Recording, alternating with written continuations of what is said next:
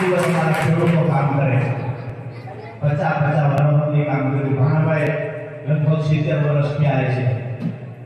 અમે કામ કર્યું હોય તો ઠીક છે, ઘણા બધા 80 વર્ષ સુધી કામ કરે છતાંય અમારો ખેડૂત બાપડો દેણામાંથી બહાર નથી નીકળતો. આ પીડા રાજુ પર નીકળ્યો છે. આપ સૌને એક વાત ચોખવટથી આજે કરી દઉં છું, મારી ઇમરજન્સી ટીમમાં જેટલા પણ સભ્યો છે, જો જરૂરથી લડી શકાય એવું હોય તો જ મારી સાથે ઉભા રહેજો. હવેની લડાઈ આધારની લડાઈ છે. અત્યાર સુધી જે કાંઈ હતું તે ચાલવા દીધું છે. હવે લડાઈ થશે, પોલીસ સામે આવશે, પોલીસને આંખો બનાવીને કાઢે મોકલે તો એની સામે લડી લઈશું, તંત્રને આંખો બનાવીને મોકલે તો એની સામે લડી લઈશું. હવે આવનાર સમયમાં મારા ખેડૂતો માટે, ગરીબો માટે માત્ર વાતો કરવા માટે આવેલા નેતાઓ અમે નથી.